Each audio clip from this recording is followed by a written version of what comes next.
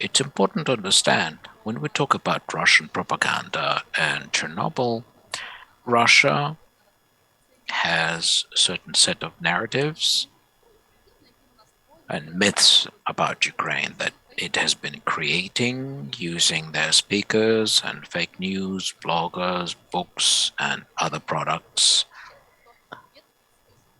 There is like a list of topics that they circulate in information space, and each information event, such as exacerbation of situation in Donbass, signing of a new agreement, and so on, Russia has been using this quite professionally in order to communicate their messages. We at Stopfake identified them around 18. Of course, it could vary. But speaking of Chernobyl and how information events are used, there are three major topics or myths to do with Chernobyl and nuclear energy generally. First is the poor state of Ukrainian nuclear industry, and they keep talking, and frightening people that apparently Ukraine is facing new Chernobyl, that we signed with Americans to supply US nuclear fuel to Ukraine because we're diversifying the sources, because in the past we used only Russian sources, but now we are moving away from those sources and diversifying them. And a lot of that is bought from American Westinghouse company. And apparently Americans might sell a new Chernobyl to Ukraine because this is an experiment. And the whole idea is that this fuel is dangerous and it may lead to some explosions. And the third narrative is the state of Chernobyl itself and recreational zone, exclusion zone around it.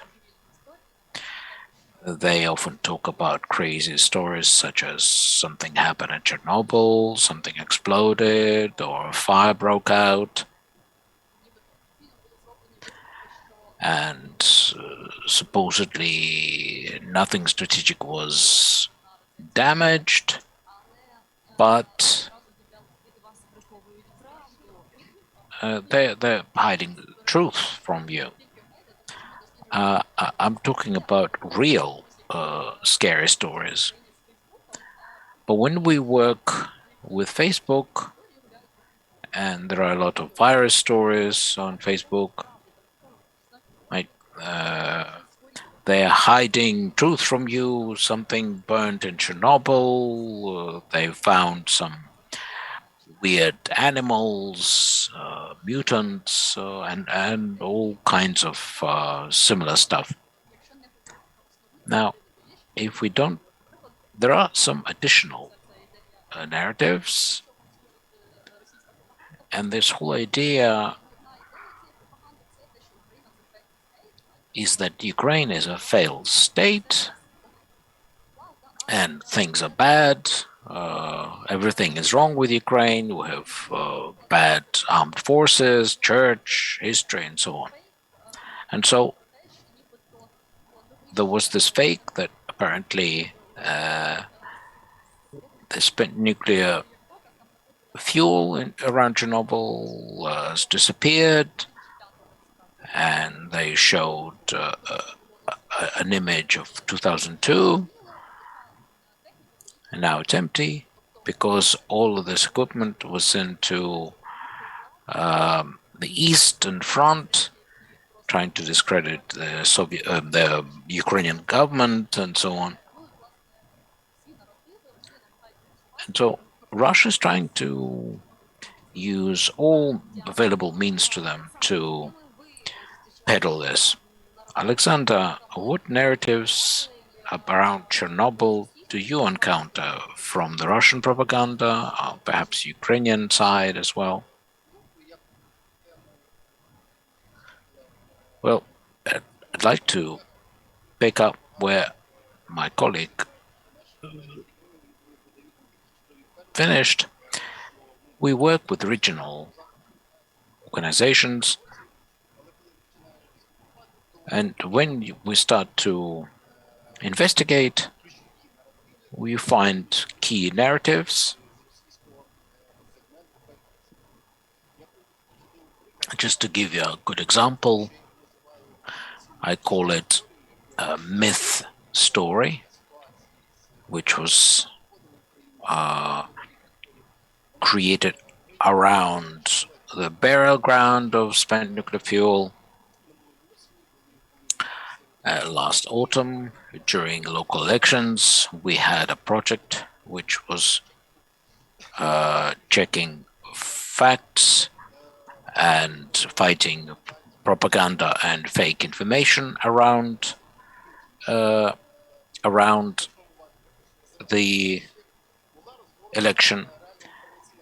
There was an information campaign that lasted for 3 weeks, and the key message of this campaign was that apparently the local Odessa government signed a contract with a Chinese investor to build in Odessa port the nuclear spent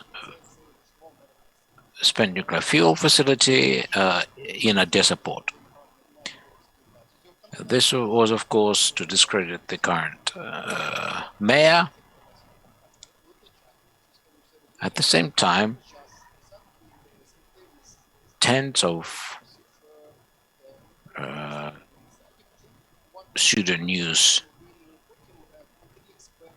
channels started to publish this news. There were even interviews given, talking to a local investor who was preparing the site for it. Then this information was supported in Telegram channels, and most had their connections with Russia, and eventually we realized this is formed in Russia. Now, what's interesting is that we saw the investors never existed, and they used real photos of meetings many years, for instance, 2019, when our president met with the Chinese delegation.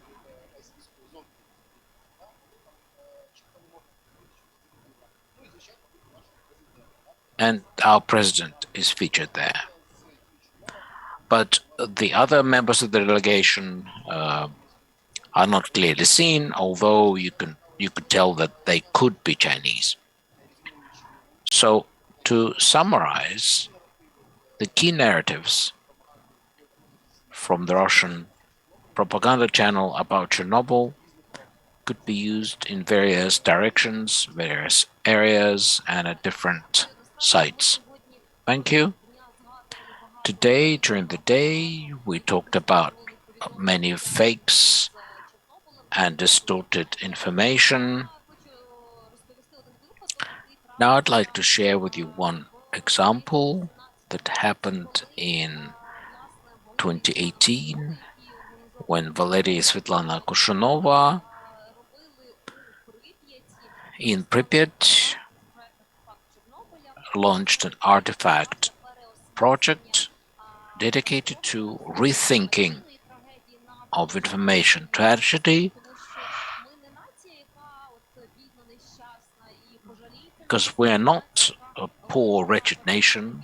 We are the nation that survived the world's largest nuclear accident, and we survived, and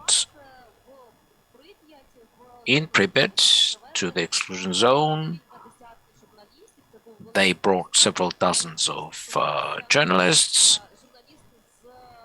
and they were journalists from 30 countries of the world, including Ukraine. But there was no one from Russia. This was located on the central square in Pripyat. They organized a digital show. But the problem is that next day on REN TV, there was a report about this event, and they're saying in Chernobyl, they brought journalists to see three-headed elk. They helped them. They treated them to vodka. So someone from this event leaked this information to REN TV because there were no Russian journalists there. So this is like Russian propaganda works. So what I'm trying to say is that not only media, but social media are popularizing these fakes, these products, and they keep talking about failed state and Western enemies. Apparently, Americans were behind this, trying to dethrone Putin, and so on. Colleagues, now I'd like to ask you regarding the information behind Chernobyl. See, we never trust the government. And there are reasons. There are steps, there are representatives during various periods of Ukrainian independence. But last year, in addition to hybrid war, we saw infodemia around coronavirus. We saw so many fake reports and rumors that all fact checkers of the world tried to verify this, but still there is more information than one would expect. Despite the fact that we have this experience and the disinformation from Russia, why can't we learn? And why do we believe these fake reports?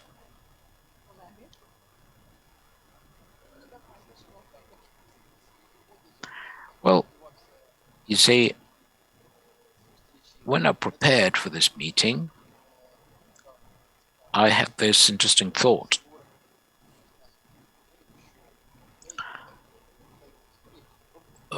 Many fake stories use the same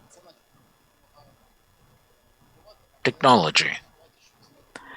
It helps us to uncover this, but it doesn't help the viewer to tell a lie from truth. So when we draw parallels between Chernobyl events and today,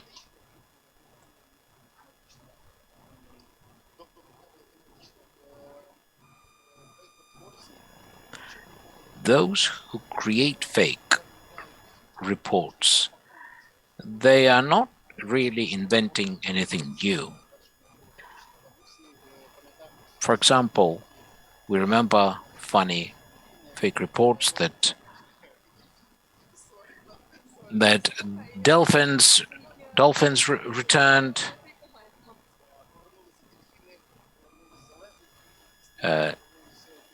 to the Baltic Sea because it's very clean. But if we think of myths about Chernobyl, people say that there was a tragedy indeed, but people have lived. But now nature is renewing, flora and fauna is improving.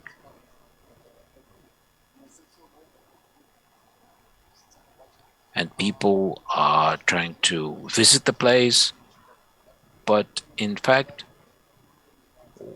wild animals end up there due to migration.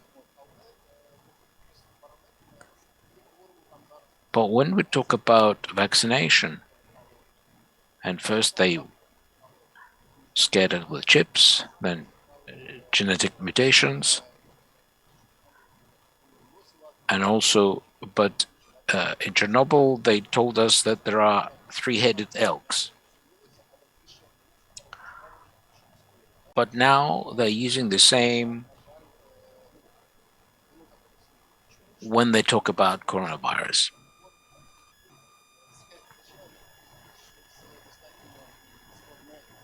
It's really a complex issue. When researching this and drawing some conclusions, we came to the conclusion that fake is an aggressor. We have to fight it off, and when you play chess, you have to seize the central part of the chessboard. That's what the fake report does. It seizes the center of the information space, and then to refute it is very hard.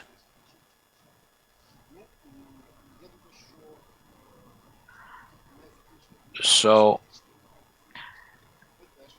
we are also smart, and we also come up with new methods of how to fight it off. Olga, what do you think?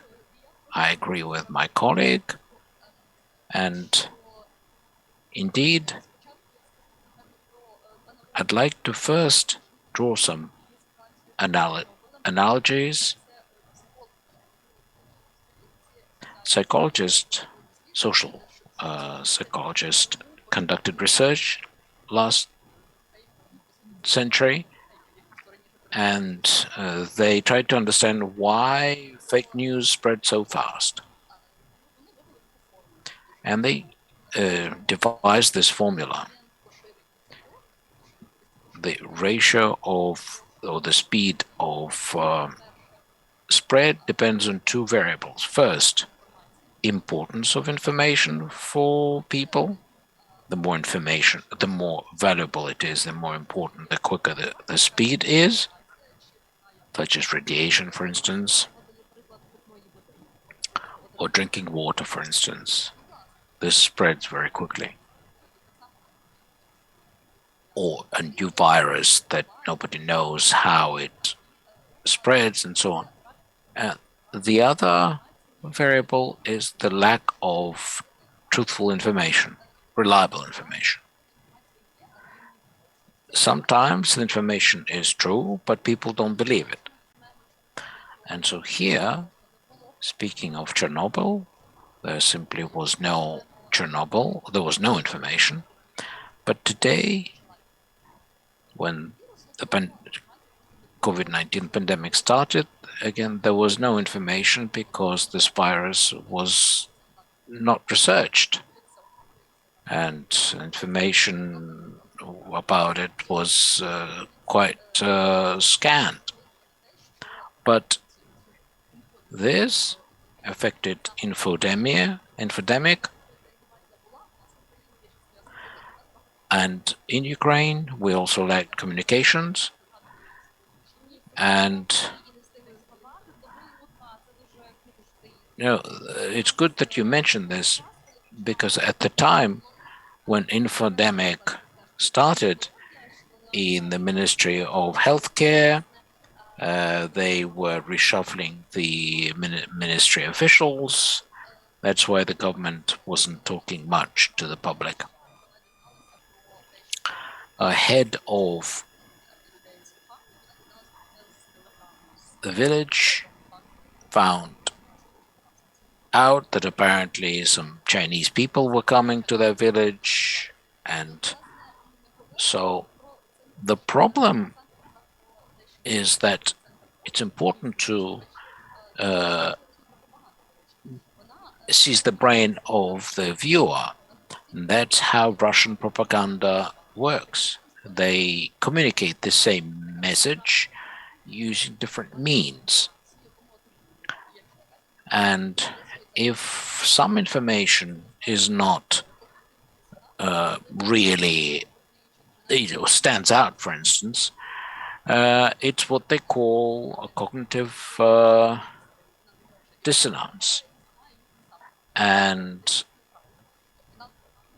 we are being lied to, we're being brainwashed. Bill Gates wants to insert chips in our brains and control us, manipulate us. When this happens, it's very hard to work with this. But I don't want to finish on this pessimistic topic, but we need to be systemic about this. But fact checkers work. We refute the fake reports, but we can't change the position of people that has already formed. But we can communicate this information to those who make decisions. And this is probably the fastest way versus changing people's opinion so slowly.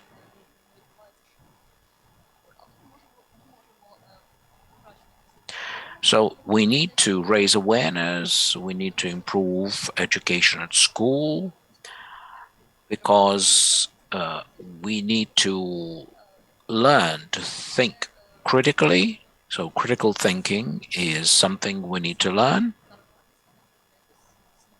because it's not enough just to say that the Russian propaganda is just a pack of lies.